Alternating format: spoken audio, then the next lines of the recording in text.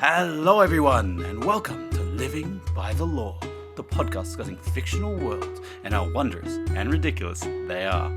My name is Matt, and I'm joined by my co-host, Jude and Guy. Living by the Law is not currently sponsored. If you wish to sponsor us, perform a hypnotic dance that catches the very soul of your offer with your movements. We will hear you. We always do. This time on Living by the Law, we look at Brandon Sanderson's Elantris, and we look at the magic door that resides there. This episode may contain spoilers for Brandon Sanderson's Elantris and the Cosmere as a whole.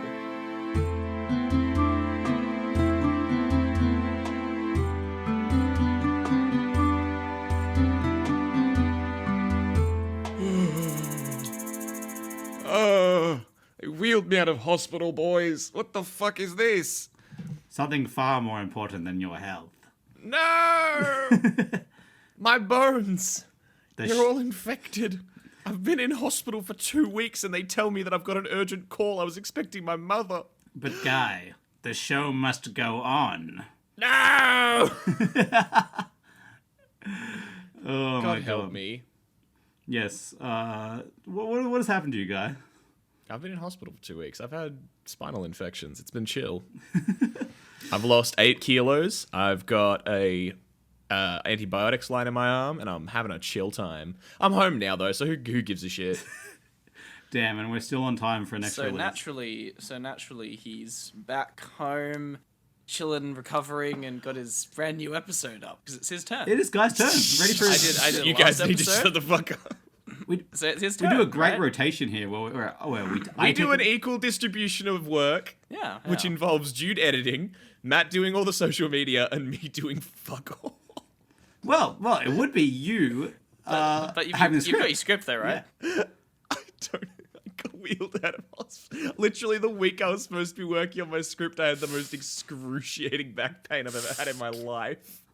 He's playing the sympathy card again. I'm Matt. so sorry. Hey, listen, I'm on antibiotics for 4 more weeks. Literally, my fucking girlfriend this morning said, "You've got the patient card for 4 more weeks." And I was like, yes, I do, and I'm going to use it. 4 more That's weeks. generous. That's very Technically- generous. Do you know how many scripts that?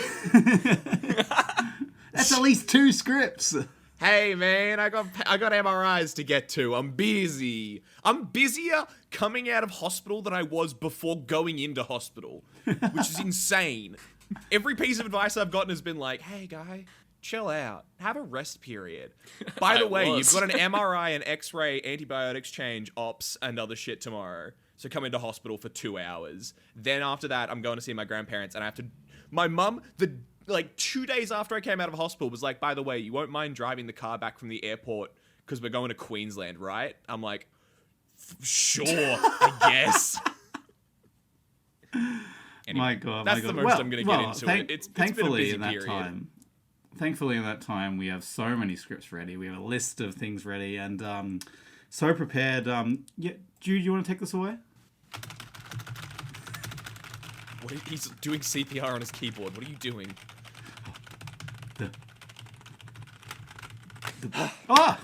Yep. We're good. Okay, I podcast. got one ready. It's dying. Podcast and saved. taken back to Podcast life. saved. He's doing CPR on the Just had to- podcast. Okay, I'm scraping the bottom of the barrel here. No! This is one that I never thought I would ever do on this podcast. It is like, so you know, like when you're drinking like a bottle of wine, and at the bottom of that bottle of wine, there's all the bits of grape pulp on very rare occasion. Yes. Because the wine's a bit too old. Yes. This episode is those individual flakes. Oh, Jesus. It isn't the good wine juice around the flakes, it is the flakes themselves. It's the part The bits that made that it. no one wants, the bits that you scrape out, the bits that you throw away. You waste good wine throwing them away if you have to. No one wants it. This is this episode. I want everyone to know that I had like a reasonably okay episode that has seen some success in the past up for this. And I asked you, he's like, so do you want to go or should I go? And he's like, nah, I got this. And I'm like, okay. Yeah, we got it. Yeah. And then I realized when I'd fuck it, story time with Jude now. when I had appointments all day today, starting at like 9 o'clock, I realized that my script for this episode was nowhere near as finished as I thought it was, because I'd had a busy week of work, and I didn't do as much. I imagined more work than I'd actually done.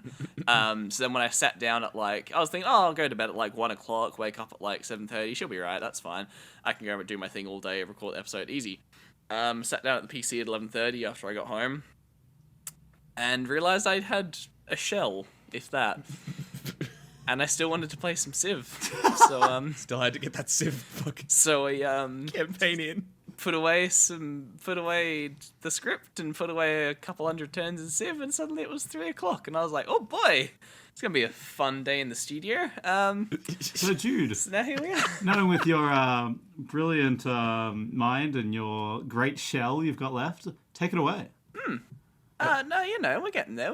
This fine 9 p.m. the next day after your 4 hours of sleep, you poor bastard. It's fine. But it's okay because this episode is on the magic door. Oh, excellent. Guy definitely thinks it's something else. Why does Guy know what this definitely fuck thinks is? it's something else. Do you mean The magic He's door. way too excited. I think This is There was a definitely- live action version of it released on Stan 3 You're months thinking ago. of the portable door. No! I knew you were too excited. I was I've been thinking. tricked / bamboozled. I was thinking of the. I thought Guy was thinking of the Magic Treehouse, which is like a book when we were younger. No! Oh my That was a god. You great think I pick. would That make was that great. mistake? Dick and Fanny are my besties. But anyway, we're talking about the magic door. Yes. 2 words. What is it? What could it be? What could it be? That is door, D-O-R. Yeah. What? Not D-O-R, not There's two O's there. D-O-R. Respect. There's one O in this door. What is it? Take a guess. What is it? Have a wild guess. It's Before I do, respectfully, can you please tell me what the author's name is? Not yet. Okay. okay. It's 'Cause I want to kill them. It's because Brandon they made a Sanderson. thing called the Magic Door and then went, it's D-O-R. It's Brandon like when you Sanderson, see- and it's the thing that connects the worlds together to make some shit. Let me get. That's my guess. What? My guess is it's... I can't think of a joke. I'm so tired, man. My man's come out of hospital. I, And has lost his humor. He left his humor bone in the it's a hospital. They took it wondrous out. story about a young man who stumbles into an agency where magic is being modernized, and he's tasked with finding a door that he can That's the pick up. portable door. That, Yeah, you're that's- reading the that is synopsis of definitely the the portable door. I saw the trailer for that. I'll be honest, I tried to watch it. I got 20 It's minutes. such I a got shit half an hour movie. in and was It like, was so bad. I literally watched it in hospital on yep, painkillers. it was pretty rough. Andrew- Anyway, so the door is another magic system from Brandon Sanderson Cosmere. Haha. God damn it! You son I of a knew bitch! it! You did it again. I knew it. Featured most heavily in his very first breakout novel, Elantris. This is where it all began. This is the Iron Man of the Brandon Sanderson shared universe. This is the first book. Excuse me, the you mean one the that began Incredible it all. Hulk? Excuse me, don't 2003, you mean whatever the the fuck it is? Fantastic Four and Spider-Man, the first comic actually released? No, I'm talking. The first MCU movie was the Iron Man, and then the Incredible Hulk came out afterwards because Did Robert it? Downey Jr. Yes, because Robert Downey Jr. appeared at the end of the Yeah, Hulk. it was. It was. After You having are been in incorrect here, guy. Iron Man. Yeah, I'm sorry. I'm the least I'm a Marvel fanboy. I'm still the least Marvel fanboy of this group. God damn it. I heard that from upstairs. That's a great chunk of audio right there. Put that on your TikTok. Oh yeah, by the way, we have Patreon now. Go support us. Patreon, TikTok, and Instagram. Matt's working so hard. He deserves so much support. We're actually making edits. We're making behind the scenes. This is up from the beginning of this episode. Follow us on Instagram for behind the scenes and clips, TikTok for edits, Patreon if you love us, and Facebook for the love of the game. You know. Reasons. Anyway, so back to Elantris. And I love was the guy the who first follows us novel. on Twitter. He's a good man. He's a G. Elantris was the first novel of Brandon Sanderson's Cosmere shared universe MCU book version, whatever the fuck you want to call it. The one where you'll be reading a book for a random series written by him, and then a character will pop up, and you'll go, "Hang on a minute, you're that dude I read about in the other book. What the fuck are you doing here?" Anyway, and it is his first major work, and is currently a standalone novel. Though it's technically part of a trilogy, but he hasn't released the other 2 books of the trilogy yet. When did this release? So wait, it's his first book that's part of a trilogy, that he hasn't released the rest of the trilogy. And I honest. know that Brandon I'll be honest. Sanderson's book universe is not small. So he's got 3 Mistborn books in Era 1. He's got 4 Mistborn books in Era 2. He's got 4 Stormlight Archives books. He's got Warbreaker. He's got Elantris. That's just Cosmere books. Then there's like 7 short stories in the Cosmere. Then he's got all of his other books that he's written outside of the Cosmere. And this was the first one he wrote. this Man's trilogy- procrastinating so hard. This for trilogy sounds like my 3D Like- fucking printing personal projects. When did he Yeah. release this? 2007. Fuck me.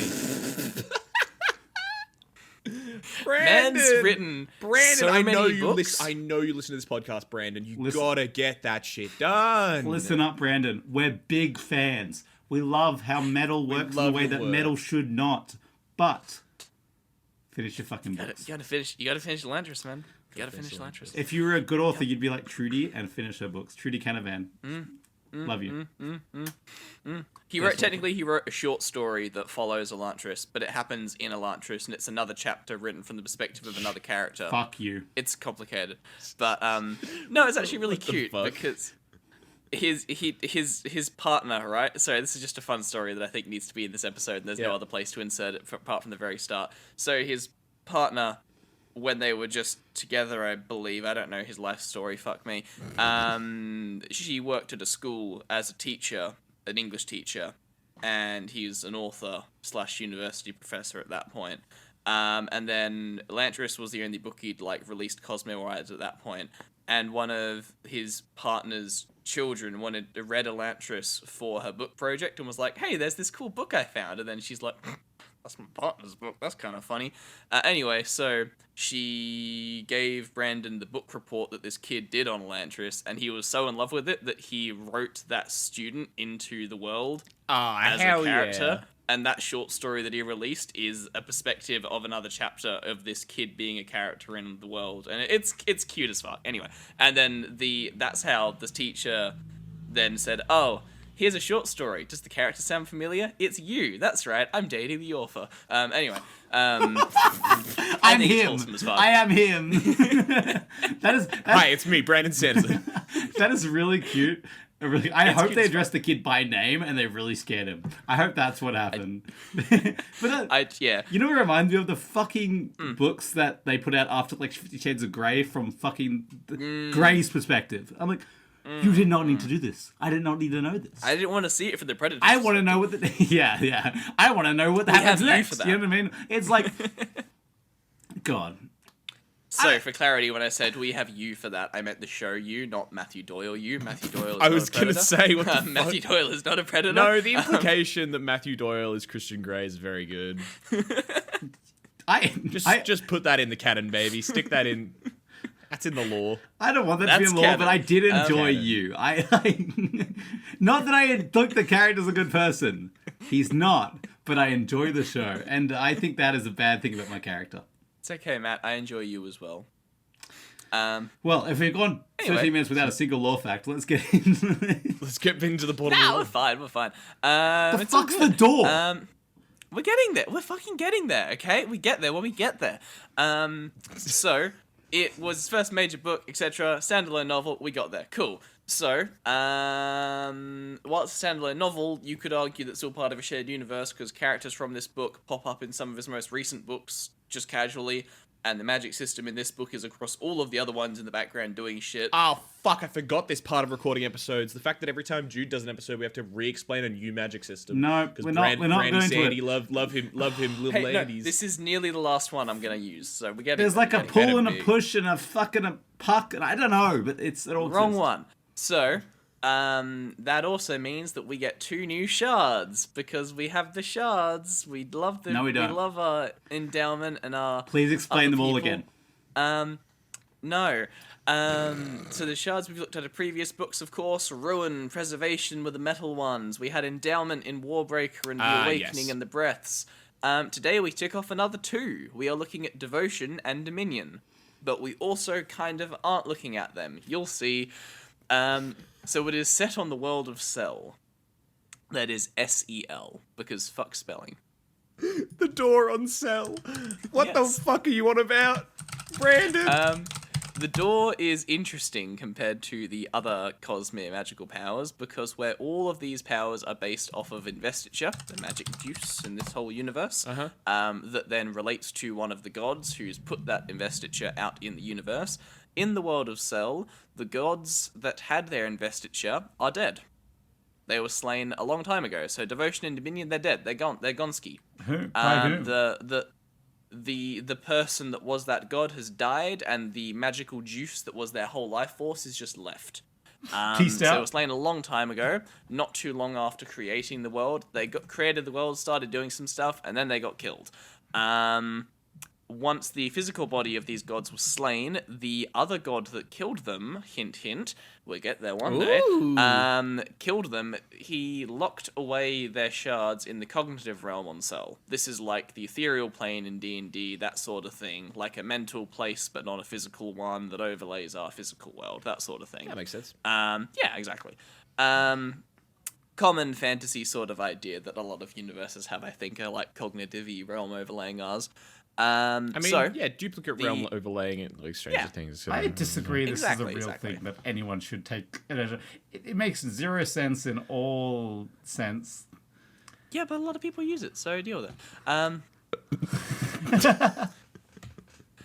I appreciate the Matt just cut out on Zoom there, so I didn't hear a word he said. No, he doesn't cut out. He keeps trying to be very polite to make it so that our takes are very clean, but it just means that he ends up gesturing at the camera, which is a artifact that will be preserved in amber until we release these recordings on fucking Patreon. Patreon, Yes. you'll see me having fun. Behind the scenes, it's like You'll see a bunch of So- the visual gags from the first episodes that we Yeah. fucking kept doing, and were some of the best features of our first episodes. So, with the shards trapped here in this cognitive realm, their investiture, their magical juice, I'm just going to keep calling it that every time. 'cause Yeah, it go. helps No, it guys' makes brain sense, it tick, makes I sense. know, magical yep. juice. The investiture is left trapped in one massive untapped pool in this world, with no one watching it, no one controlling it. In other words, the magic in this world is insanely fucking powerful compared to all the other systems we've talked about. All you need is to find a way to tap into this literally limitless well of power, and you can unleash insane amounts of power at your foe. There is no greater power siphoning it into small bits of metal to burn off. There's no controlling commands to it. There's nothing stopping. If you had the right access, you could just tap into it and just unleash literal god power in someone's face. Destroy the world. Yes. So it's kind of terrifying because of how fucking strong it is if someone could use it right. Nice. So how do you access it? All you have to do is find a way to tap into this vast vat of power. Thus comes the magic systems. And this pool of magical juice, the pool of untapped investiture that permeates this world, that is the door. It's a big lump. It's a pool. Okay, just to summarize, we have, and do correct me here, Judith, we have many metals that come and have their own unique power, like their own sliver of investiture that come into this, and then we have the breath, which has like your own unique back, like it's powerful, but it has its backfires. You have to. It's really hard to collect. It's really hard to get this. And then we have yeah, and then we have a door, and they're all the same power, but this one's more.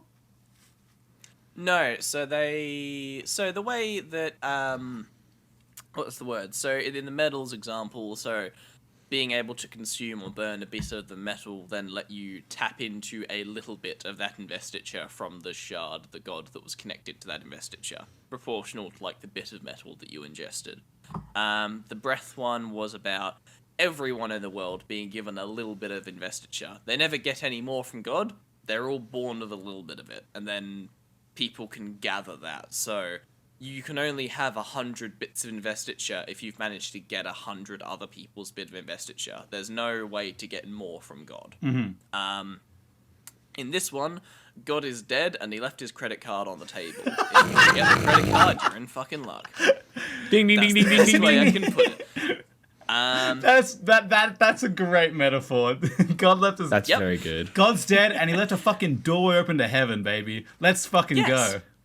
And I really hope, I would love to be proven, I would really love for it to not be the case, but I really hope that the magic in this world isn't called the door with one less O, because you just need to create a door to access the magic. I really hope it's not the case, but I think it might be. Sorry, I'm I've not got sure. another one. The boss is out of the office, but he left his rails of coke in the mirror. That's another good one. Sorry, I've got a call in from Brandon Sanderson. Yeah, it's definitely because they use a door to open up. That's definitely why it's called it. He told me. I heard. I have a direct. It's his first book, I have man. a You got to direct give him line of- some. Yeah, exactly. First book, first try. He's just First publicized book, actually. You got to put that asterisk. Every fucking Oh writer no! has. Like I say, it's his first big breakout novel. Yeah. I think technically he'd released some other small novels here and there, and he'd obviously written stupid amounts of stories since he was like however old. But this was like his first big breakout novel and his first Cosmo one. exactly. Nice. So, Delicious. all you have to do is find a way to tap into this vast vat of power. Thus come the magic systems connected to the door. Yes. Which there are 3 we're going to talk about today that all connect to the door. Christ. Don't worry. Okay. Just relax. I'm trying to. The other implication around the shards being destroyed and their essence trapped in the cognitive realm, their remaining investiture just being trapped throughout the realm, is that geography is very important in this magic system for 2 reasons. There are pools, 3 big pools across the world of magic. 1 connected to devotion, 1 connected to dominion, 1 that's a little bit of both of them. So, Nice. do we know much of the lore that happened here? Like, were these gods killed early before they got to spread this out and make their magic system properly and like flesh it out? Yes, so like I said a little bit at the start, they got to the world, created their world, just started kind of beginning to make some parts of their intent. So if you remember some of the other shards, they usually create things attached loosely to the intent, but we don't really get to learn much about the intent of these 2 as they get killed before they can really do much. I am going to talk just after this next sentence, I am going to talk a little bit about something connected to these shards to give a little bit of an idea. But anyway, so the geography side of it, so there's 3 pools, so to speak. Devotion, dominion, and mix. Yeah. Yep, exactly right. To be able to connect to a magic system, there are sort of other ways to be really tricky about it, but to make it really simple and in the knowledge that is related to this book, is that you need to be born in the geographic area of where that investiture is stored. So being born somewhere in one of the countries will mean that you may be able to tap into one magic system. Being born in another may mean you can tap into that one, etc., etc. Are the countries like position like structured so that like their borders are like devotion? Not quite.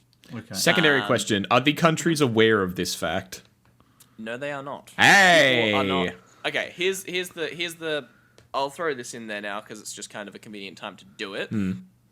This book is the first one in the Cosmere, chronological and release. Mm-hmm. The books that we're up to now in the other book series in there, people from this planet are so advanced they've got like spaceships and stuff, right? Nice.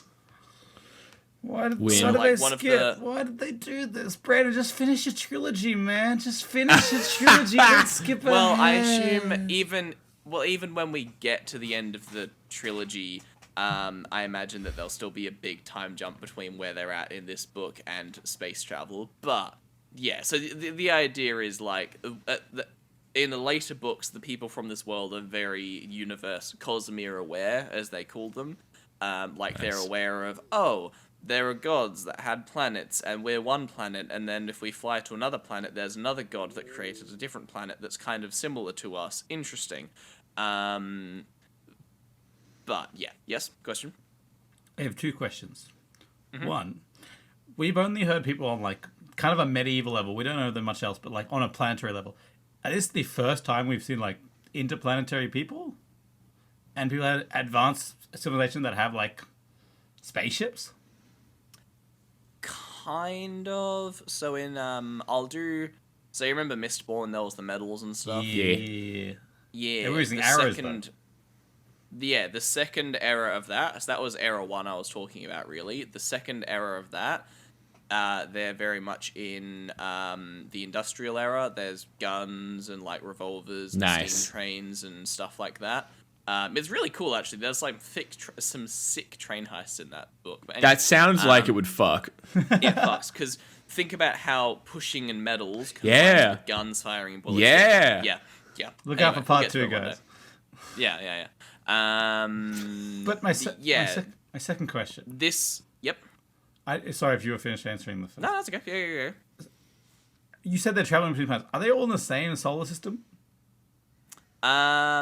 We assume so, but we don't know for certain at this point.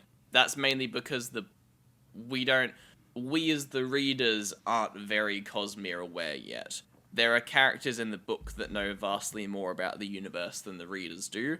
All that we know is, hey, this book that I'm reading, where there's gods doing things, that dude that's running around in the other books up to stuff is here. What the fuck is his plan? He's up to something, this son of a bitch. No, legit. Like there's a lot of organizations that stretch out across all of the books, and we know they're up to stuff, but we don't. Yeah, he has a crazy sword. I don't know. Sorry, you keep using the term "up to stuff," and it just sounds so fucking funny for like god tier spaceship wielding races to be up to something. Hey, like, yeah, no shit. Hey, guy, don't worry. The guy has a magic sword, which not only corrupts you when you have it, but it fucking talks. They're on the same level. You know what I mean? So they're Spaceship's magic fucking sword that talks to you. Get on it. We'll return to that sword today. What do you fucking mean we'll return to that sword today? What are you fucking on about?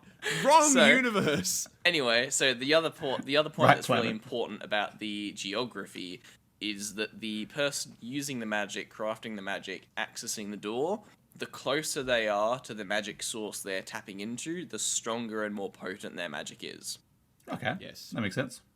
Yeah. So, for example, if you fight someone accessing the door through X magic system, if you fight him on the other side of the planet to his capital city, he's not going to be very good.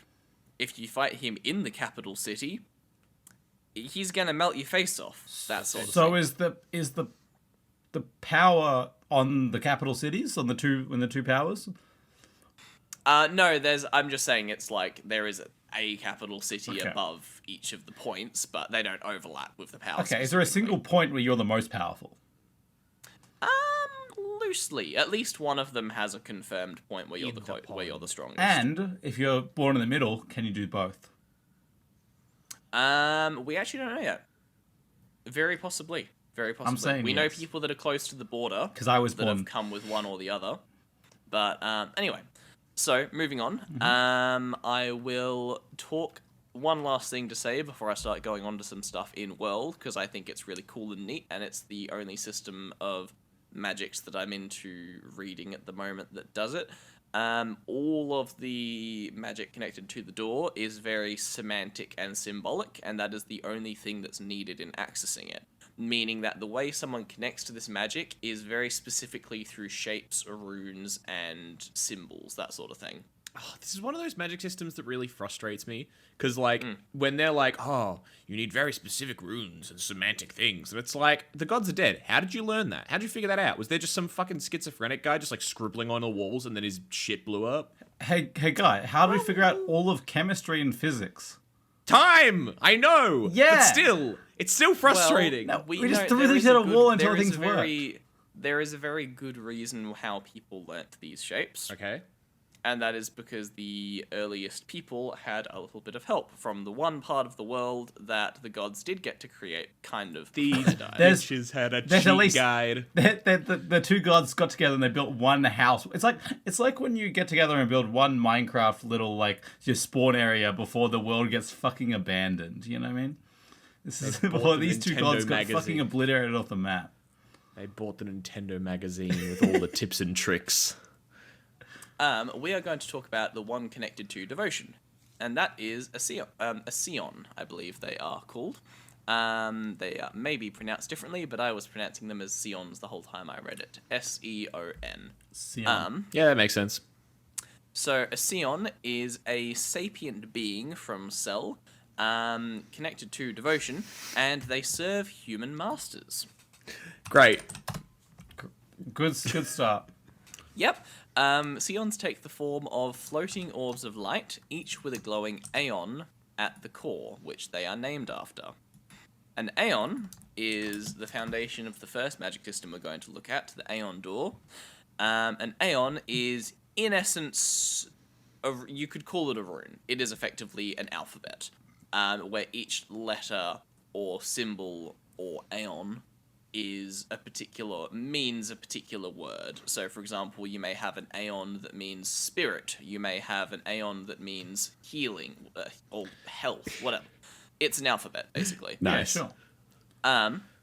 So a Seon is a floating ball of light with one of these letters, these Aeons that are important for the magic system, floating in the center. Sion's the guy, Aeon's the School of Wizardry studies. Aeon's the rune. I did look up Yes. Sion and it came up with a bunch of cars, so I'm a bit confused, but let's keep going. Fair enough.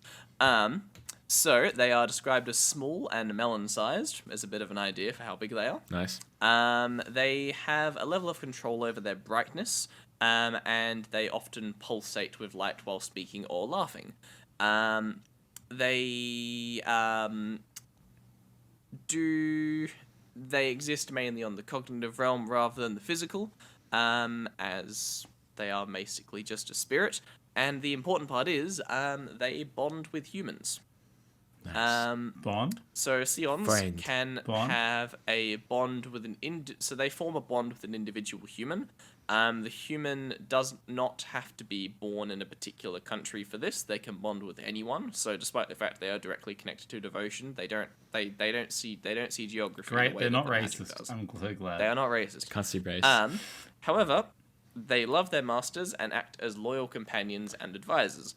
The bonds work through a spiritual connection, and they are bound only by love and are not obligated to serve. There is nothing forcing them to serve. They could just leave if they want to, but they just do serve. That's just what they do. Because they are a manifestation of devotion. Fuck, damn it. Is that what you were going to say? I was going to say, would you say they're quite devoted, but you would like bouncing around it.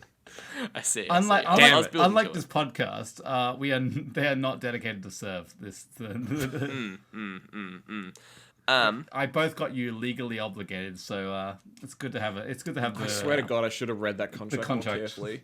Yeah, I know. It does say hospital in there. I'm glad. I know it fucking says hospital. Trust me, I reread it. I'm so glad I read that thing in there. So a bond can be passed from person to person, and the passing is initiated when the Seon's master instructs it to form a new bond with a person. That's great. If a person dies, a Seon will bond with someone else. Usually Seons, it's very, at least at the time of the novel, it's a very common thing that they'll be handed down between parents and children. So if your dad had a Seon his whole life, when he's getting old and he wants to retire from active business, who knows, he thinks the time is right, he will instruct his Seon to bond with you instead. Nice. Everyone that has a Seon, they basically become like their closest friend and confidant. They have a very positive experience for the most part. There are a couple people that abuse them a little bit, but we don't talk about them. So a quote from a Seon, just as a little bit of an idea of them. You look at things as a human, young master. You see rank and distinction. You try to order the world so that everything has a place either above you or beneath you. To a Seon, there is no above or beneath. There are only those we love, and we serve those we love. Aww. Yeah, they're very cute, they're very nice, that is they are kinda very cute. wholesome characters. They are very wholesome characters throughout the entire novel. I hate the fact that they are... I was Slide sorry. I was thinking the bond between them was a bit weird because they're like bonding with the character for life. But no, when you started passing down between like son and or daughter and mother and son and father, I was like, okay, it's much more sweet than I'm thinking. slight like Yeah. house elf vibes, but like that's Yeah, I agree. It's I'm like little bit slave racy, but also like... a little bit slate, but like they're super into it, but like legitimately they're super into it. just because they're into it But doesn't also mean the it's difference- right. You know what I mean? What else are they gonna do?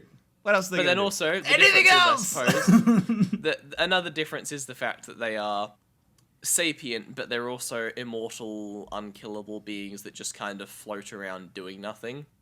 Like... They don't get abused the way that a house elf... Anyway, we're going to move on. That's a Seon. They're pretty cool. They're connected to devotions. That gives us a little bit of an idea That's of devotion. cute. It's for I you like to decide that. if they're not being abused or not. You know what I mean? That's not for you to decide.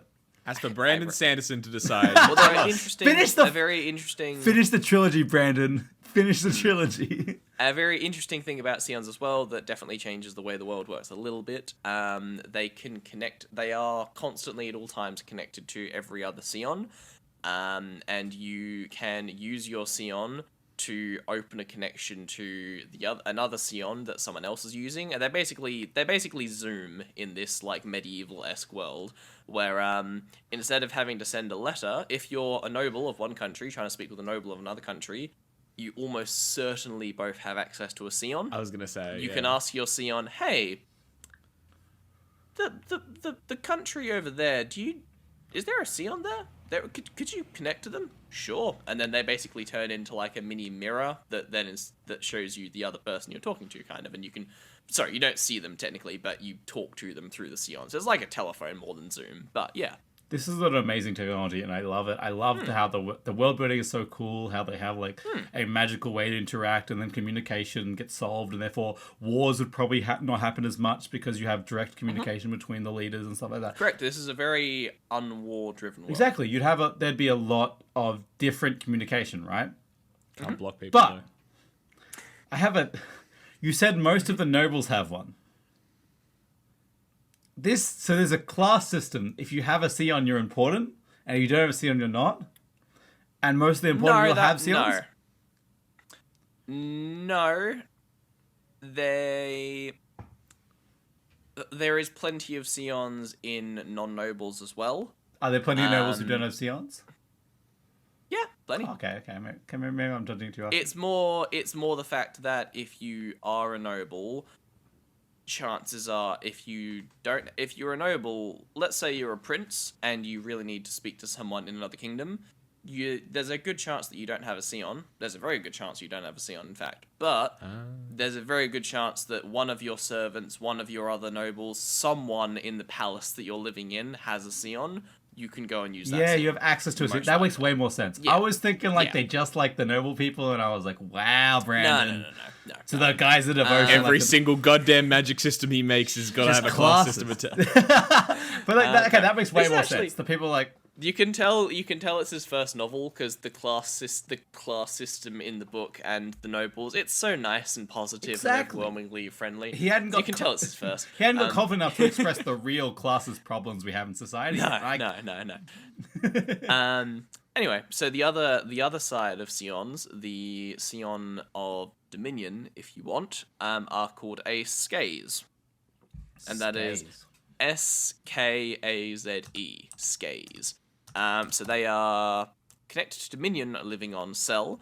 They are very, very, very similar to Scions, and like Scions, they appear as sapient floating spheres of energy that can converse with humans.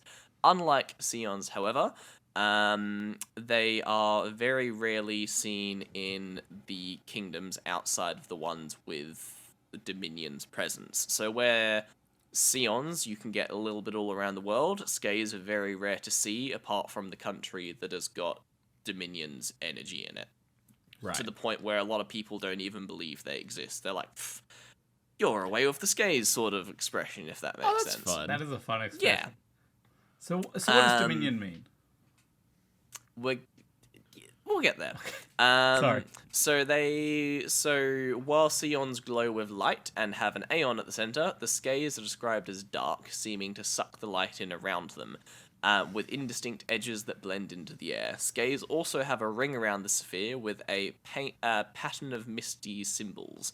The Skaze have a relationship to and may be named after Dominion's vessel, so the person that was it, because his name was Skay. So Skaze, go figure. But anyway, the disposition of them, which is kind of the important part, is most likely due to Dominion's intent. The Skaze are pretty thirsty for power, I believe is a quote from Brandon on these guys. The Skaze are reliant upon humankind, but it is not known if they have masters like the Scions. It is unknown if the Skaze... that's a spoiler, actually. I should have put that in my notes. What? Anyway, so the point is, the Skaze are kind of the other version of Scions. They're kind of their opposite. They're the one connected to Dominion. unfortunately, the thing with Skays, we are probably going to get a lot more about them in the rest of the trilogy. Well, Because they aren't really in the first book very much. Brandon! Before we get into before we get into the definition of scades and stuff like that, and examples of them in the book, I'm imagining scaves, and I imagine the ultimate scaves as like this lustrous kind of person, one of that dominion, one of that power, like a dom, just like the perfect top is the perfect scaves. That's my imagining.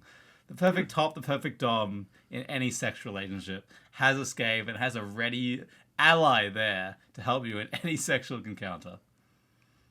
Fair enough. I will leave that to fester. So they are the thing that's a little bit different with them. They kind of explore the darker side of Seons and show you what Seons could be if they wanted to. Because at the end of the day, a Seon is a magical floating ball of light that can make itself hidden, spy on any conversation, fly through any wall, talk to anyone at any time, has a communication network across the entire world, and has direct ins to every king's court across the world. They could be terrifying if they wanted to be, but instead they choose love. You know what they'd make? Skays do not choose love. Skays do not choose love. You know what they make? Skays choose danger. They'd make the perfect sub or cuck. And I respect They it. would. I Can you? respect the hustle. I need Can you stop? Matthew. I need you to stop. I'm just expressing in the way people imagine it. Jesus Christ. And with the Skays, interestingly, they effectively have a puppet kingdom of humans that they have from the background taken over, and they are Hell giving yeah. secrets to. So one of the magic Up with the systems that we'll Skays. get into, the Dakhor, is very strongly believed to be handed down to this group of humans from the Skays, and they showed the humans how to use it and to tap into Dominion's power. They're kind of loosely trying to take over the world using humans as puppets. The Skays are pretty... so there's Dominion's Hell intent. yeah. My faves. Moving on to the actual magic, we are going to start with... Yeah, we're going to start with the AonDor. So the AonDor, this is the first one. This is the one about drawing aeons. And what better way to start it than by me reading a passage from a book at you? 'Cause I know it's just going to put Guy right to sleep. Oh my god. I'm so fucking tired. I heard AonDor and I'm like, okay, that sounds like a dwarf from Lord of the Rings, but it's even more dry than that. Let's go. No, I'm so into this. Read your passage. So, Dilaf's monks charged. Raoden completed his duplicate aeons, sending out a pair of powerful energy blasts, then quickly began drawing again. Yet holding to his waist and tense hands, Serene could see that Raoden wouldn't finish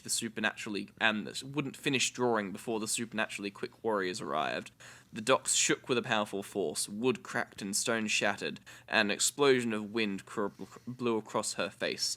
She had to cling to Raoden's somehow more stable body to keep from being thrown to the ground. When she finally opened her eyes, they were surrounded by hundreds of silver-skinned forms.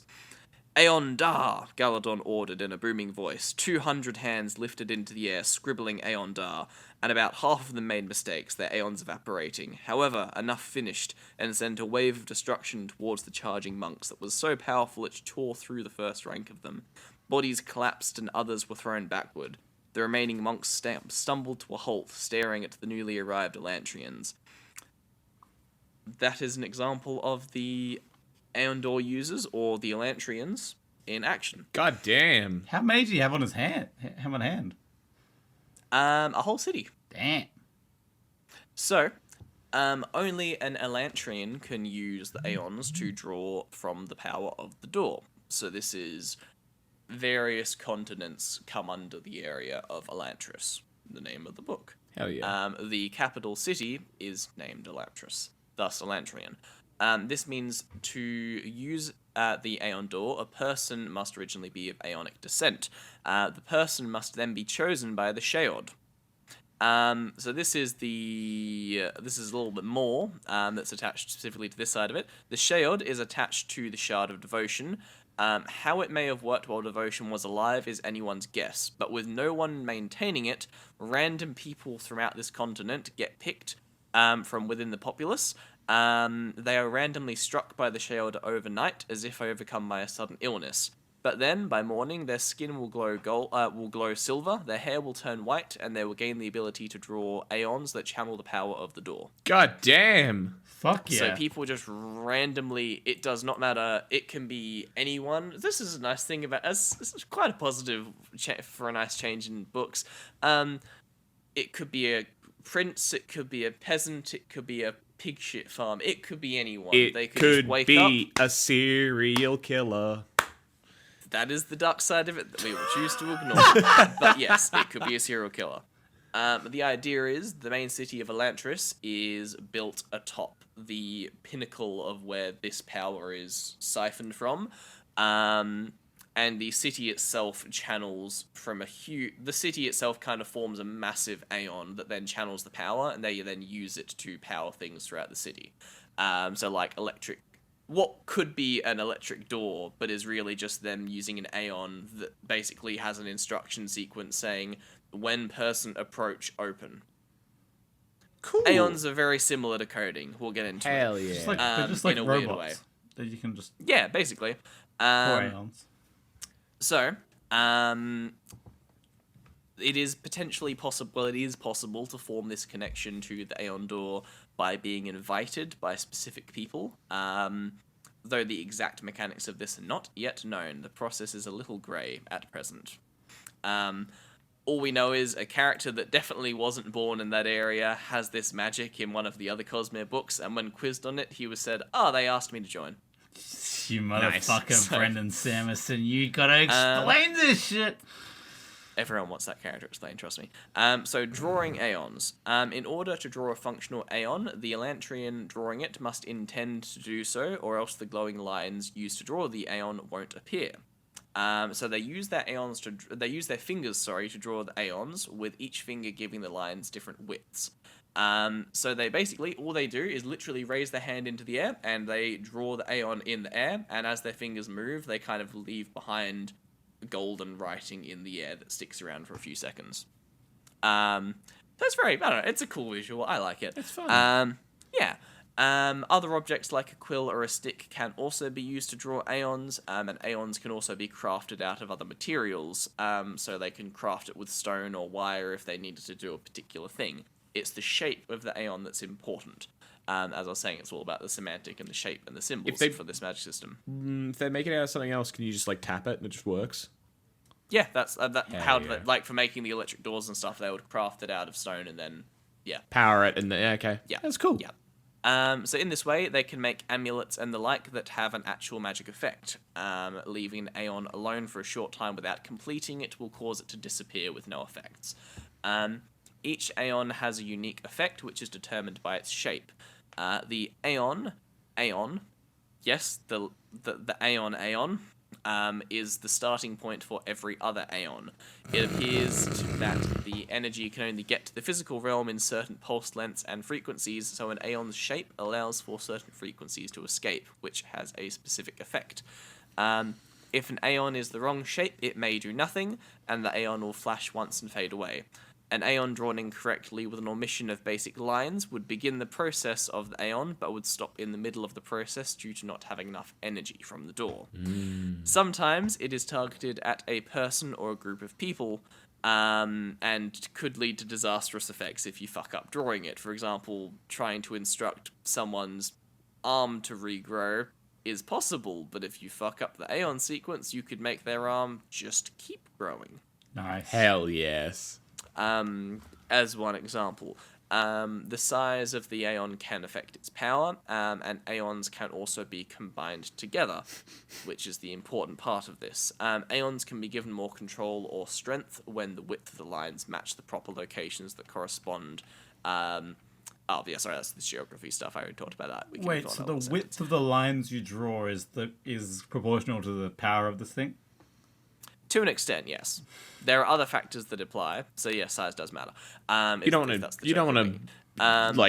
to short the fuse. You don't want to overcharge something that doesn't need it. Exactly. Make a really thick line just to hold a door open. So, basically, at a super, super simple level, you would get an Aeon. I think Ian is one of them that's healing. So that would be simply healing. But that on its own, you could draw that in the air and it's not going to do anything.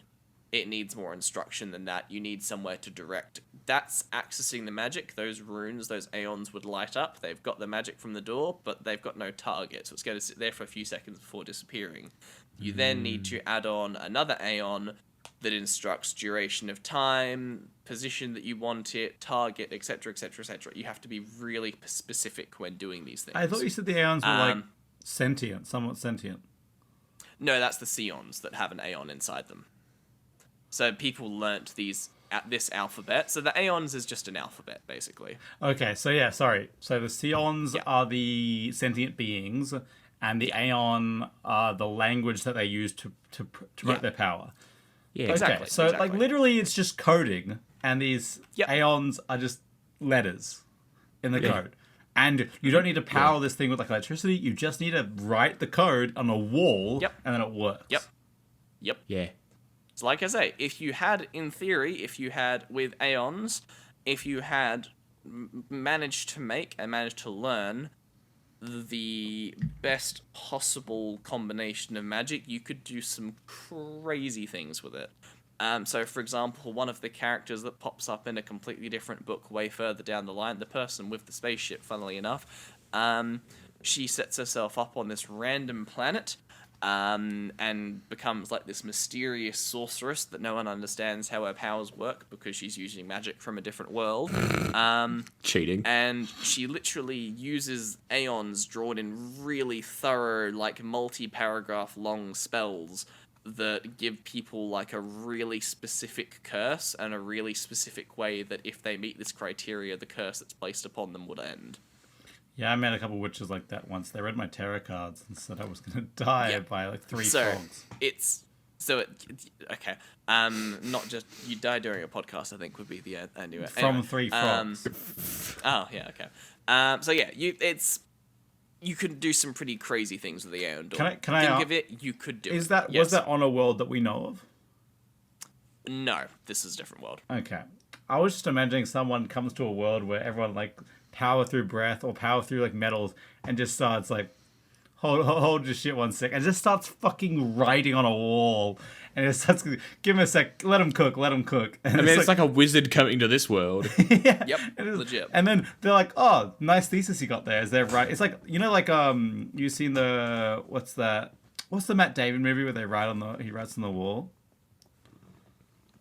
No idea. No. Oh my god, I'm gonna die if I don't remember. Anyway, writing on a wall, and then you're like, "Wow, what a thesis!" And then they point at you. Oh, is that Goodwill? Goodwill Hunting, yes. And yeah. And then he just points at the end of his Goodwill Hunting, his writing, and then you just die. Yeah, basically. That's kind of what happens because anyway. AonDor is crazy. You can do some insane things. All you need is to be able to draw this alphabet of runes, and you can basically structure spells to do whatever the fuck you want. So it's very soft, but kind of hard in that sense, where it's hard and soft in the way that Harry Potter's magic system is a good way of putting it. Where in theory you could do anything, you just have to know the right combination or the right spell to do it. I like the idea. It builds a system. Yes, Harry Potter is like very hard and soft in the world, but it builds a system where like if someone's been around for a long time, they studied a lot. Yeah. They're like near infinite power, like Dumbledore. You know, Exactly. He only dies when he wants to die. You know, or he fucks up. And like... it also the main character of the book who gets taken by the Sheod at the very beginning and becomes an Elantrian. It creates a really. It lets the character have a bit of a chosen one feel to them and be really good with the magic in a way that doesn't feel convenient because it's the whole point that he's just a big fucking nerd who was a researcher on Aeons. Because people research Aeons, that's just a thing that it's like if someone was, you know, a linguist who studied languages and then suddenly was put in a position where they could use that to get magic, and it's like, oh, fucking winning, I guess. I'm sorry, but if there's a word where you're a linguist, you're like, everyone's learning fucking languages. I'm sorry, that's the number one job. But like, there's reasons why they don't, but I won't get into that. That's beside the point of this. But like, can I?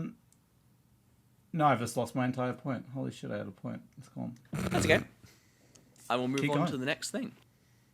So, the next one we're going to talk about is the one connected to Dominion, called the Dakhor. Nice. So for this, I will read a passage from a very small one this time. Also, those monks from the last passage attacking this capital city where there's a bunch of fucking silver-skinned wizards. Like, did you have your shit on, alright? Like you thinking? Does your brain function? What the fuck are you doing? They weren't attacking the city. The Elantrians teleported to them. Oh, cool. Okay, never mind. So they were defending their homes and they got fucking wiped. Oh my god, poor monks. No. They were attacking another country close. Anyway, it's Nice. Anyway, I remember my point. Anyway, sorry. I really do like how a lot of the other magic systems in the world so far, at least released, and maybe Brendan didn't mean to this, but this is really nice. Because their gods existed, they're very finely tuned and they have a lot of balance and a lot of like finesse to them. Even the breath, who is really overpowered if you have a lot of breath, is very finely tuned. Whereas this, if the gods died really early, they never got to fine tune their worlds. So Exactly. yes, there is a lot of depth to this magic system, but it's very like one-sided. If you have the power, you have it, because they never got to really finish this. Especially because all the magic system is in one area. Maybe they died there. Maybe that's where they first put down their roots.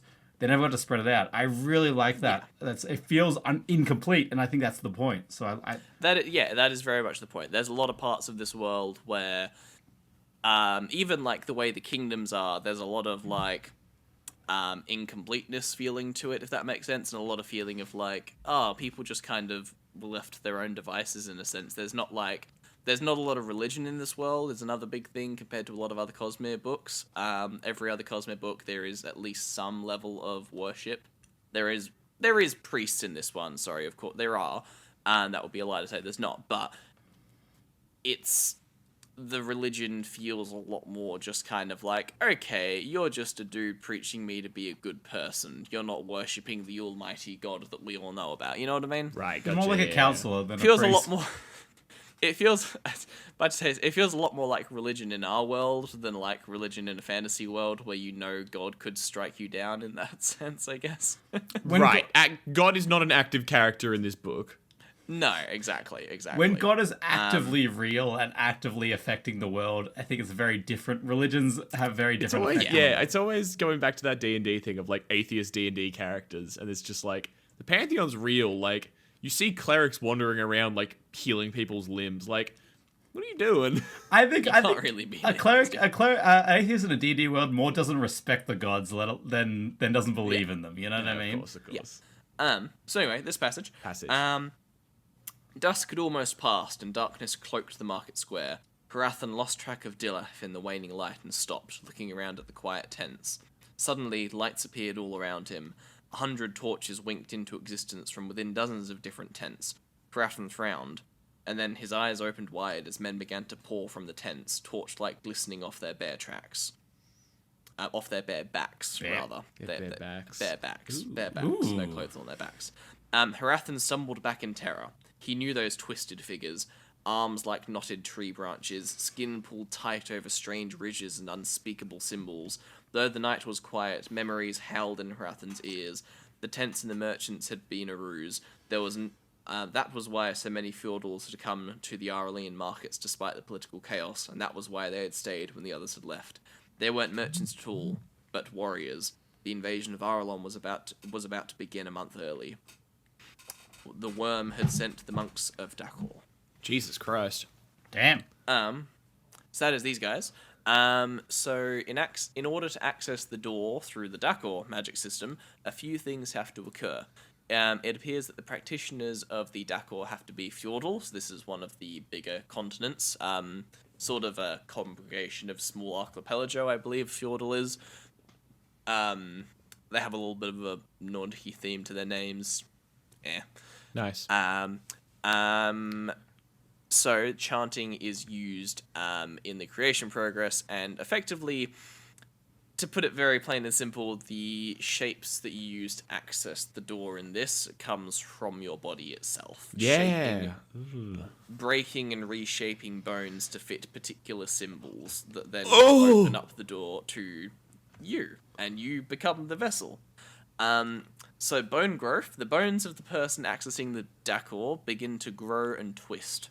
Since the investiture of cell is form-based, the shape of the bone twists determine what powers a user of the Dakhor can access. That's fucked. The shapes that they twist into are ancient feudal characters, so another alphabet. Dakhor users look like twisted figures with arms like knotted tree branches and tight skin pulled over weird spiky ridges of bone. Their bones appear as if a piece of metal had been inserted beneath the skeleton, and their skeleton appears twisted over the top. Oh my so god. Like a fucked up Wolverine. That's so fucked. I hate that.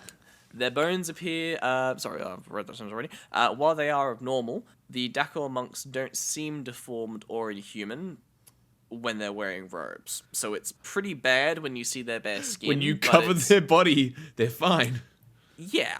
Their bone growth is subtle enough that a robe can hide it. Okay, right. Even with the initially repulsive nature of the bone twists, they still have...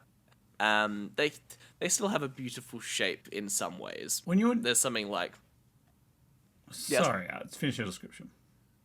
The twists have a bit of like beauty and elegance to them, but it's still twisted bones that look kind of fucked up. The bone twists are also known to glow, specifically when teleportation or enhanced strength is being used. I originally heard this, and I was like, "Oh, it's really interesting." So you have one that's very much a written language, very much a spoken, and then this one's much more expressive. Like it could have been like voiced language, so it's very much a difference between voiced and written, or more of like a physical language. Like you strike a pose, and that's a power, right? I think that's very interesting to see the power of a written followed language where you can build on strength through like writing a history and writing a dictionary of powers, right? Or like the powers of like physically being there and using your emotions and like a dance or a fighting style to express power. But then it turned into some body horror, and I'm terrified of these guys now. I was like, oh yeah, they're using dance or song to like fight. I'm like, these guys are like the musical versions of the powerhouse of the and no. It's nerds versus fucking demons from hell who body horror their self-esteem, not nerds versus theater geeks, you know? I fucking little hate sad. these guys so much. So in order to access certain powers of Dakhor, living sacrifices must be made. A ritual needs to be performed before the sacrifices can be killed. The amount of investiture in the people killed is far more important than the number of people killed. What do you mean that by one's that? not too important for this novel, but it could be in future, so... Investiture within someone is related to the investiture they're holding, so how powerful they are. So if you were just to kill a regular person, they've got a little bit of investiture in them. You may need to kill a few to get a power. But if you killed one big wizard who's very like an Elantrian, one of the AonDor people, they've got a lot of investiture in them. So you probably only need to kill one of them. How do they have more magic in them if they write a language? Do they slowly absorb it over time? Well, they're just constantly channeling it through their body Okay. when they become chosen by the Sheol. So, and this Shield. is probably pretty obvious, but if they have a lot of breaths from another world, they breathe a lot. They're like, Yeah. Yep. from the other world. They're very If someone with a lot of breaths come over, they would be, that side of it is a little bit more important to other magic systems than the ones in this, because people in this world don't necessarily have lots of investiture. But if someone came over, I don't know, like say if a sword came over filled with investiture, that might be a really good object for them to sacrifice and get access to a huge amount of power. He's pretty. That's just speculative. Fuck that funky. dumb fucking It's a sword. pretty funky sword, though. Hate that sword. So regardless of how the Dakhor system is accessed, there are some constant effects. Dakhor can grant several abilities, some of which are part of the standard ability set for monks in the Dakhor monastery. The first is the extreme strength of anyone that uses the Dakhor. The bones of the Dakhor are almost indestructible, leaving melee weapons mostly useless against them. Those who use Dakhor can receive enhanced speed as well. Another more costly power we see is teleportation. In exchange for one person's death, large groups of people can be transported instantaneously. Oh, come on, man. The body of the spirit of the sacrificed are used to power this ability. So they sacrifice their very spirit to the beyond to teleport their soldiers. That feels like you would have a very like fine line of like, is this worth us teleporting? I gotta go find another guy to kill. Yep. Pretty much. Also, you say a lot of people. Are you saying like 100, 1,000? I think the group we see, it's a little bit dependent on people killed. So people killed equals investiture gained. One random villager being killed is enough to transport like 20 odd people to another country. So it's not too far of a country to get to. Like maybe I'm talking like going from, I don't know, maybe England to like Belgium sort of distance, you know? It's so fucking funny that you... But it's not like going from, England to Australia. It's not that hard. Like, we didn't have to kill the villager. We probably could have gotten there in like a week. But like we definitely could have just taken the car, you know They what I mean? needed, But, they like, needed fuck to that get there guy, right? instantaneously. Petrol prices are ridiculous right now, you know what I mean? They are. Life is free. Does it have to be voluntary? Another or? ability granted by Dakhor can change a person's appearance, such as race. So this could presumably be used to change any aspect of a person's appearance. Dakhor can also grant the ability to negate aeons drawn by Elantrians, though it is also possible for Dakhor to be negated by the AonDor. So they kind of counter each other. Someone that's gotten the right mutation from Dakhor could effectively cut away an Aeon as it's being drawn and just completely destroy it. And they would also be a bit more resistant to spells cast from it, but at the same time, AonDor is a very powerful way to break through those otherwise indestructible bones. So, yeah, kind of hard counter each other if you want to put it that way. Yeah, that makes sense. So, yes. And then, however, we do have one bit of detail, which is kind of interesting. So you can, one of the ways that they can fight the Elantrians is by gaining the ability to be resistant to attacks from the door. So this basically makes them resistant to the spells cast by the AonDor. This power requires the death of around 50 people and is very rarely given out. It is an unknown if the ability to negate Aeons and the resistance are two separate abilities or the same one. Dakhor users live longer than regular humans, so they're kind of empowered. Wait, what? So that's the Dakhor. So they live a bit longer than a regular human once they start mutating themselves. Is that the same as the AonDor or just the Dakhor? The Elantrians do have a longer lifespan, yeah. Okay. Nice.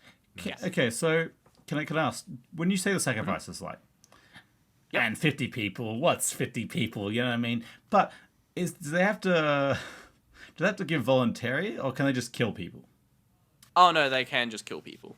So do they have to do a ritual for it, or can they just... So there is a ritual side of it. I mentioned at the start, they need to perform a ritual before the person is killed, but that doesn't mean the person can't be there tied down, unable to escape. Great, okay. They can't just walk into a village, go hack, hack, hack, hack. Cool, that's 50 people dead. Give me my upgrade. They have to perform a specific ritual Level up. that only, especially some of the kingdom that's connected to these guys and controlled by the Skays. They're a bit fucked up. They're not completely fucked up. The one that requires like 50 people to die, only very few people know how to perform that ritual, so it's not like you could just get random Dakhor going out to a village, taking 50 people, performing the ritual, killing them. It's very rare that happens, at this point at least. So it's not as hard as getting 50 dedicated people to sacrifice themselves, but it's not as easy as just going to XP, kill 50 people and kill them. You have to actually manage 50 full murder. Annoying people to kill them and get them in a place to do the ritual. Exactly. But it's worth it. Exactly. Magic resistance. So next one, we will go into the third and final magic system of this world, the Che-san. Che-san. Che-san these nuts. I'm so sorry. That's the first thing that came into my mind too, Guy.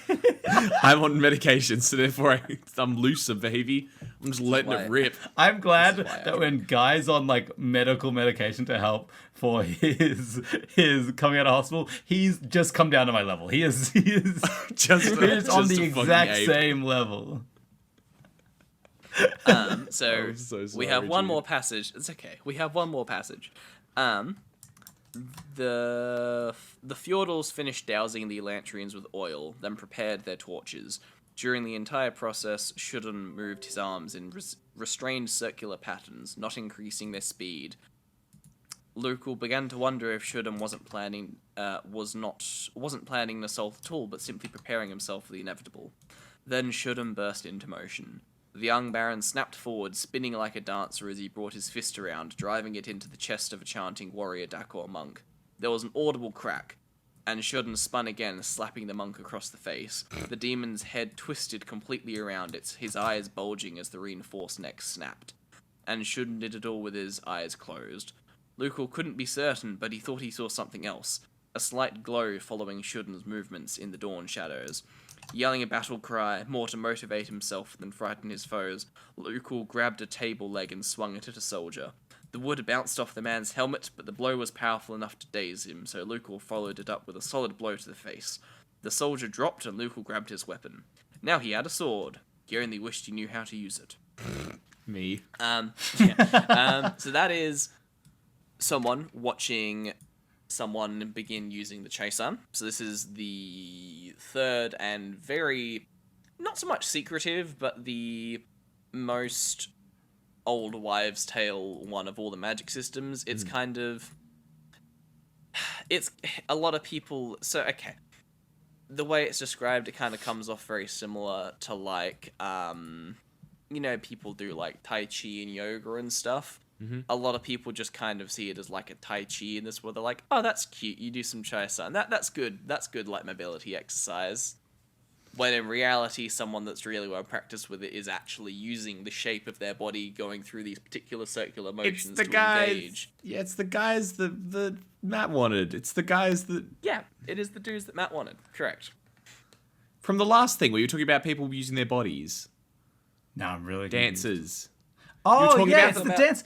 Yeah. It's basically it's like dancers. oh yeah, it's the dancer guys. Okay, they're using their power without having to like murder people or sacrifice themselves. This is these are the perfect men. This is what I want. So we only see one person in the first book that uses the Chaisan, and that is a dude named Shudden. He is from a distant land that not a lot of characters come from. Presumably they'll go there in a future book. Who fucking knows? But that is the continent, the country, whatever. That there is a bit of both clashing, and that's where people from there can tap into this. So Shudden claims that Chaisan is simply a way to focus a warrior's mind and body before battle, but he later uses it while fighting the empowered Dakhor monks that weapons can't kill, so his fists are clearly very strong. Chaisan is practiced via a meditative martial arts style that appears to focus on speeding up motions and gaining power from them, which then appears to draw upon the door. As all the investitures on the cell are form-based once again, it is quite possible that the different forms and moves of the Chaisan are what determines the powers a practitioner is tapping into. I say quite possible, we basically know it, but Nice. So is this like the other ones where you're more powerful at it when you're born closer, or can you be anywhere and use these monk powers? We assume so. Okay. We don't technically know, but we assume so. Does it seem to be a mix of both, or is it unique? Is it related to the other? Seems like it's unique, which is kind of weird. It's quite unique, So is it- but also we've only seen one random character use it for 1 second, so we don't know lots makes about sense. it yet. Question, and this might break the door open. This could be like what you're going to, but the god implied to kill these other two gods. What happened to them? We'll find out in a future episode. Not My relevant. theory, I'm laying down right now with zero evidence. They put this here. They went yeah, let's put this here, and then pieced out. Let's put a little chaos in this world of two dead gods. They did and they didn't. They did it. Yeah, they put this here. Yeah, that is correct. I'm right. But it's not their investiture. It's the investiture of the other two gods that they just killed. I didn't say they put their investiture in it. I just said they did it. That is correct. They put it here in some way or another. That's fine. So a person using Chaisan moves their body in specific circular patterns, slowly gaining speed. The person continuously keeps their hands and legs moving. They move as though they are struggling against some unseen force, with their muscles tensed. The leaps and arm motions of the Chaisan seem similar to a dance. When the door is being accessed in this way, a dim glow is visible in the wake of the motions of their limbs. If a person using the Chaisan loses focus for even a second, they lose access to the door and must start over. That's gotta be real embarrassing. You're I in the love middle that. of combat and you're like, ooh, ow, that hurt. And you're like, oh, fuck. You gotta, like, spin your fists around for another, like, 10 minutes. Hey, Yep, hey, exactly. just give me a second. I get back in the rhythm. They're like put their headphones on, like bum bum ba that's- bum ba bum. Spoiler alert, that's kind of what happened. This guy is not necessarily an amazing, well-practiced dude of the Chosun. He's just someone that uses it a bit. So he's going all badass, taking on all these Dakhor monks and fighting back against these soldiers. And then he gets, like, one bad cut on the leg, and he's like, oh, fuck. And then his eyes open. And That's he's so kind of funny. So you really just need to get one good hit on these guys. You just need to 'cause- fucking nard these guys and they're just out of You it. do. Yeah. Because I don't care how practiced you are, I don't care how devoted of a monk you are, I don't care what the fuck you are. If someone fucking cuts your leg with a sword, you're losing focus on what you're I doing. kick I you don't in the give a single balls. fuck. I was You're more not thinking like doing they this send fun 50 dance. bees at you. You're fucked. I mean, yeah, in theory. Throw poison ivy at them. Exactly. Just fucking gut the fuck. itchy. So one of the abilities, so the actual abilities of it now, the abilities granted by the Chosun is enormous strength. Someone practicing the Chosun is capable of breaking the ribs of a Dakhor monk and hitting one in the head so hard that its spine breaks. Despite the fact that the Dakhor monk's body is enhanced to the point where even someone swinging a gigantic axe has very little effect on them. Another ability that the Chosun grants is intuitive spatial awareness, as we see Shuden performing all of his motions in this battle with his eyes closed. So it's very similar to kind of a D&D monk-esque sort of fighting. Flow state. Yeah, it's pretty cool. It's pretty Can cool. I ask a question? Yes. In this world, does that have like, and this might not be answered because it's magic, but does that have like a force, right? Is that like power, like they hit the axe, hit them with the force of you swinging as hard as you can, and therefore the Dakhor monk hitting them, with the hitting the guy, completely was way more powerful than the axe, right? That's what we're saying. So, but like, if that person punched just like a normal fist, it would smatter into 1,000. I'm just saying, like, is the punch just good enough to break magic, or is it good enough to just be powerful enough to break anything? You know what I mean? Is that like a limit? We get the idea that it's more about it just being a really powerful punch Okay. than it being like a magic undoing thing. Interesting. So yes, if he walked up to a castle wall, maybe he could make a hole in that wall. That's kinda Very sick. possibly. Hell yeah. It's kind of sick. Who needs metal Yeah. when I got it my fucking fist, baby? Just keep the archers busy while I do this whole warm up process. Yo, gotta do like a Donkey Kong level fist spin up, you know. Hell yeah. Woo! I just, get Machamp down here, but he got to do a fucking funky dance before he punches his wall into oblivion. I could see Machamp doing a funky dance. He's got 4 arms. I could see a pretty good dance with 4 arms, baby. I can see that. But yes, that is the magic of the door. Those are the 3 systems, the 3 main systems that we see accessing it.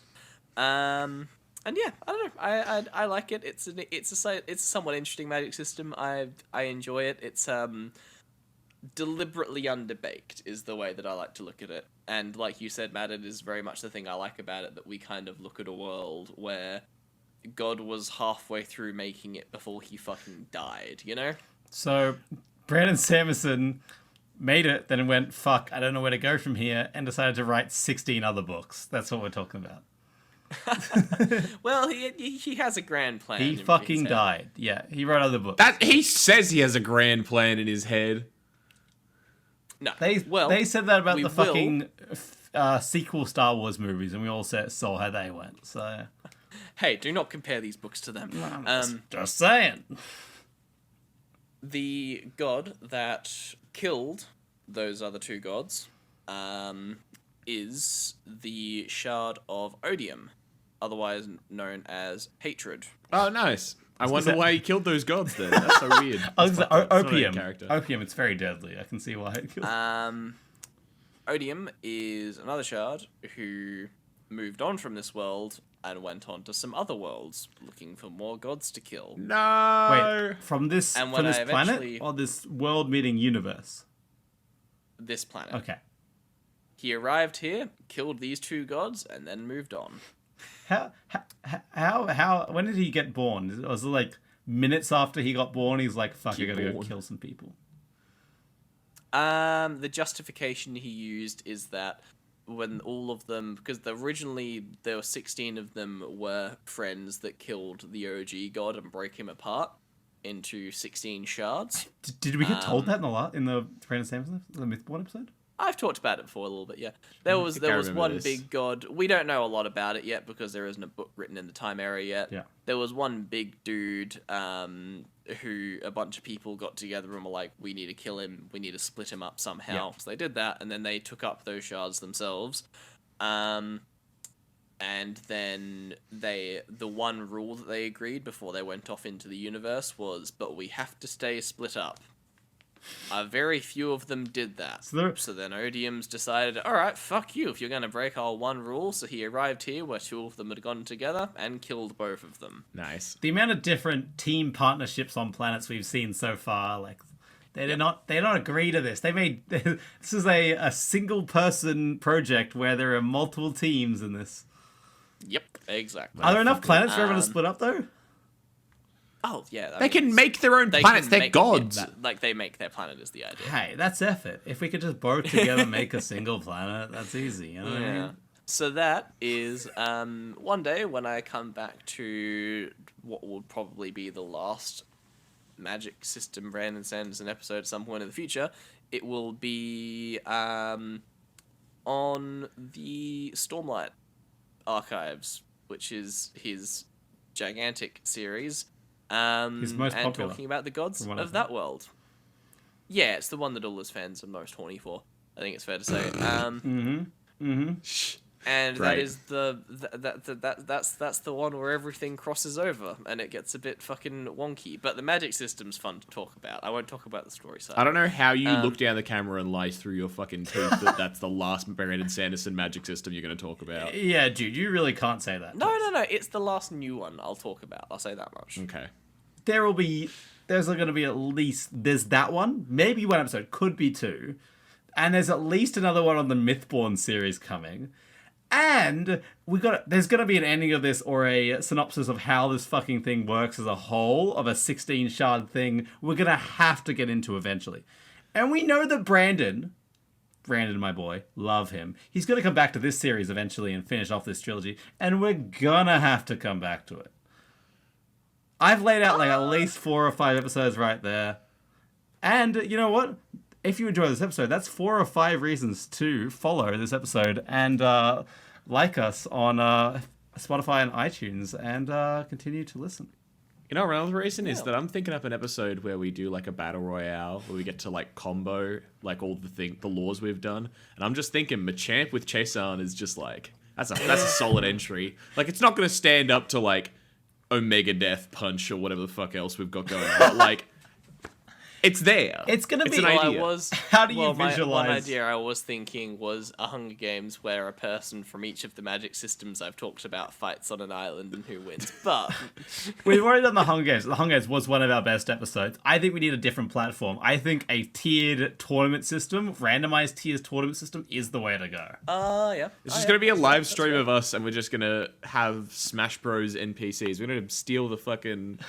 What's that thing? Alpha Rat has a thing where he just, like, makes NPCs play against each other in Smash Bros. Yeah. They all bet on the results. It's just going to be that. It's going to be a randomized bracket system. I've seen something like that, but I think if we're a bit more creative than just randomized NPCs, we can make it up ourselves. We can figure it out. I think we can. We're creative lads. But you should follow us for that delicious, delicious content. Exactly. And if you enjoyed this podcast, rate us 5 stars on iTunes, and the most important thing, tell your friends. The only way this podcast listens to, if you listen to it, if someone else finds it, or if you tell people that you like it. You know what I mean? Like, that is the biggest thing. It keeps us playing. It keeps us doing it. It keeps us writing scripts. It keeps us doing this shit. If you enjoyed it. And the most important thing, give me a kiss on the lips. Kiss me directly on my supple little lips. That you do not have to do this. Legally, you do not have to give Guy a little kiss. It will heal him from the hospital much quicker. It will fix me. It will fix me so much. Please do not do this if you don't want to. So yeah, the last thing. Just, There's more?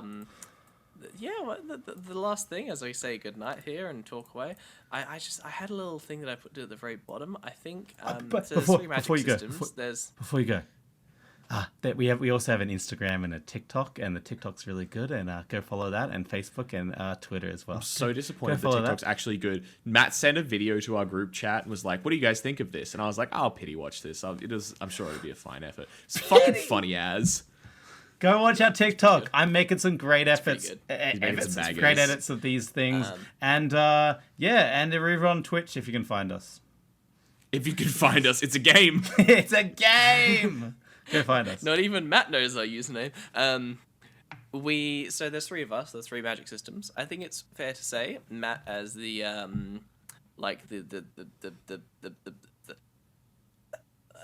Think of a word that's not insulting. A complimentary word, please. Please, a nice word. Probably the best studying person in the group, I'd say, of us three. Okay. Clearly fits the AonDor very nicely.